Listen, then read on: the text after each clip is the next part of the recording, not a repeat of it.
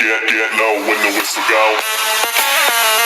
It's RR5S5 back to the video, and today we're going to be doing a rally off-road build kind of thing with Lancia, because this is a rally car anyway.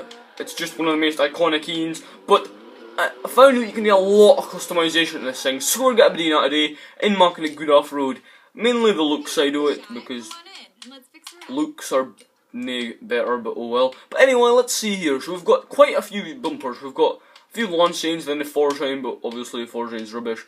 So we've got like a kind of cameras bag in this garage, but we've got like a scene for we've got just lights on the bonnet, and we've got a much more extravagant. We've got a big bull bar, and we've got lights upside. Right, we're talking a scene. This car is really low now, and we've got the wing. We're gonna have to keep, like, we're not taking this wing off because that's just iconic in itself. So I think this is football D because that gives us the bolts from the backlit plus the tyre on the top, which could be handy considering our Lancia. Lancias aren't account for being very Lancias aren't very well known for nae braking down, so we might need that wheel at some point. And in this back bit, we can tack up the heel back bumper and make it proper rally. And we're gonna do that, and we're gonna do the final link so we can get a bull bar on the back of it now. We're gonna put on the mud flaps at the side for side skirt, and for the bonnet we are going to, we'll just put on a seconding. I think the seconding looks a bit better, just a little air vent. And that's that kind of customization. We'll do the rims and all. If it's kind of rally the rims, that then I look rubbish. Aye, it seems. We're actually going to put them on. Okay, then I look as good as they could, but they're not too bad. We're not obviously doing that, but maybe just put out that puckle mare, just a little bit bigger. We'll obviously make it equal. It does kind of look like a monster truck now, but oh well. So if it can do here for engines, we've got a V8 or we've got a stocking. I think we'll just put the 1.4 litre engine in it because we don't need that much power. It's no all-wheel drive already, and we better make all-wheel drive. There could be some slight issues. Although I said we don't have too much power, you don't want to be in a, you don't want to be dead. Storm island suspension on it for that extra bounce. We'll leave roll bars. Better put a roll cage in though, in case we do end up dying. Because, as I said, if it breaks down, then if it breaks down in mid-air, then and since it's a turbo engine, we've just got restrictor plates, which has saved some time. But we'll just get mock restrictor plates because it only is 400 horsepower. And now we've just got to the clutch transmission. Will put on race transmission because I'm only a fan of putting on rally transmission if it's on like an off-road truck, like say a Ford Ranger or a Raptor or a Dodge Ram or something like that, because usually if it's something like that it works better, but when it's on a car, race is much better. Wait, did we do tyres? No, we did not. Why do I always forget tyres? So we're just going to put race tyres on because we could be dealing with the grip. Fatten out of rear range. You can't really see who fat they are because of how big mud flaps are, but we've got big mud flaps, so we might as well get big wheels. And that'll be this car done. We're just going to quickly paint his wheels so they look stupid. We're going to paint them a different colour. We might just even put him red. We'll obviously keep the car red because Lancia. I'm actually saying that, we're just going to put him black because it shows off the calipers quite well. And you do notice them, but it's just a bit more discreet. But as I said, these are rally rims, so this is fit you would here on a rally car.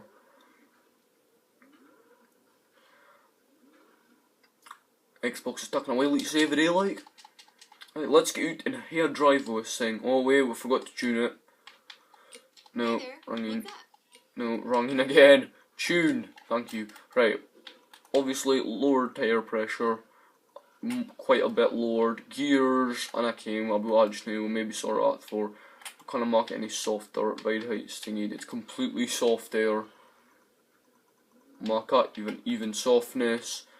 Braking, we'll just leave it fine. Diff, we'll just make it a tiny bit higher, and that should be fine. So let's get actually into the driving of this now. I kind of said that a few times, but I've something to do each time. But let's go. This thing feels already. Oh my god, it's speedy. This has only got 400 horsepower, and this feels like speedy as bits. Wait, better slow down before we kill it in trees straight away. It's got a lot. Gear log though, probably just my game, and I can want my game does that every time I record. There's not like my blooming invented or nothing, it's no good. But this thing is actually really. I was just swerving a bit here to see steering. The steering isn't 100% good because of the fact, probably because we converted it to all-wheel drive, which are never really supposed to do. But as I said, if we break down on the top of a hill or something, we're gonna need all-wheel drive to get to safety again. But as you can see, suspension. Curse you, invisible walls! As you can see, before we crashed, the suspension is like bouncing and working really well, which is always a good thing. And it looks apart and all, it looks like a proper rally car, which is always a good thing. Let's start doing the last section bit and see if we can get a decent time with a speed, or decent speed I should say, with a speed camera. We'll obviously start down here a bit so we've got a bit of run up. But Baku looks really cool with like a bumper bit on it. I'm surprised how fast it actually is. Like, it accelerates mental quick. For only, I only hit the D restrictors. It's only a 1.4 litre engine or 1.6. But 100 mile an hour through that isn't too bad.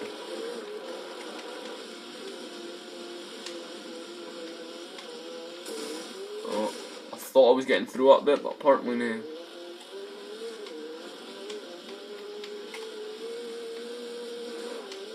I'm gonna have to try this thing out in Storm Island, because this is actually a solid car. Like, but I was surprised before, because obviously, okay, Subarus are rally cars, right? But I built a Subaru a while ago, when I first got this game, 2005 STI I think it was, and I didn't think it would be that good, and then I just had like, you know what, paint jobs you get, just when you buy a car, I just thought, oh, looks cool, did it. But obviously nowadays I mark my own paint jobs for most of my cars. If I'm trying to mark a decent, you know, I'll mark it myself, unless it's too hard to mark. But alright, I saw that car when I was on Storm Island and I was like, oh, I mind building this. Let's drive this. I drove it and it was a solid build. Okay, there was a couple of things wrong with it because I built it so long ago. Like, I adjusted some of the gears, I changed the tyre pressure, did just some of the diff and a few other things. But apart from that, it was actually really good. It copes with the bumps on Storm Island really well. And then I can't how I tuned the gears before, but however I did it, they're just the perfect. Oh, Larry, it's just the perfect thing you need for it. And by the looks of the time of the day, it looks like it is a lot to rain. But we'll get some interior going down here. It's got a really. It looks like a blooming, like a Lamborghini slam tank interior, just really basic gears. But then this car, really basic steering wheel, really basic dials. But then this car is from 1982, so I thought this thing was from 1999. I will admit, I didn't exactly check, but it's actually a really good car. I'm not saying that lightly either. I was also saying all my things. I'm not a good tuner or a builder, I would say. I'm not too bad at building cars, but I could be much better. I'm not as good as some folk, but I'm sure if somebody didn't ken this car was so good, and they're just the same as me, and thought, oh, it's a Lancia, it's gotta be good at rallying or off-roading, it's just good at that anyway, but we'll build a Subaru or something. I would definitely recommend building this. Because even, this is S2 just new, but you can build this at like a proper S1 rally car for like on Storm Island. That's something I've yet got to try, doing road trips on Storm Island. I can imagine that they're just really money, but I'll kind of need to build a car for each class again, like I did for, like, because on my road trips on like normal thing, I've got like a specifically built car for that class, like it's properly tuned and thingied for the races. Like, my best is probably my S1 car. I've got a Ford GT, and it doesn't need any weight reduction, which for a start I thought this was going to be a really bad idea, but it actually worked really well.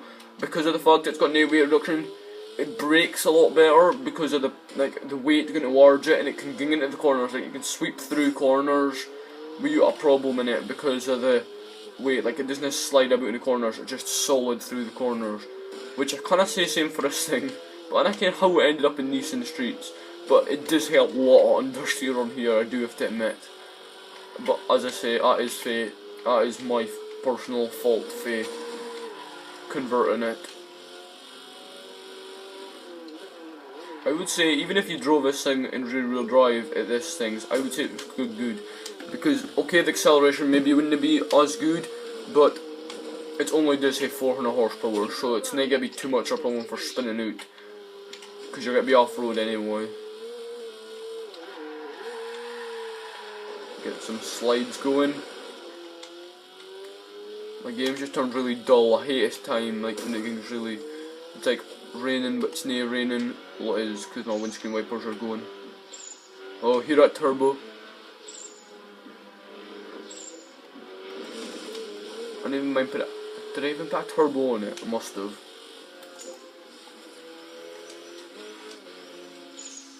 Hear it?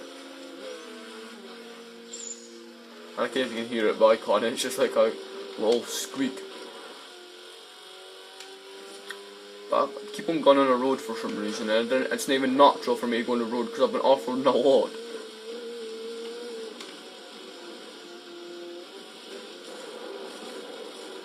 This thing's so fast though for like how it's been built. Get some air. Oh no. See, you asked for that. You didn't need to be going really slowly through air, okay? When you're driving on an off-road track, you not expect a Lancia to be coming down the road at 140 mph into the side of you. But still, be a bit more respectful.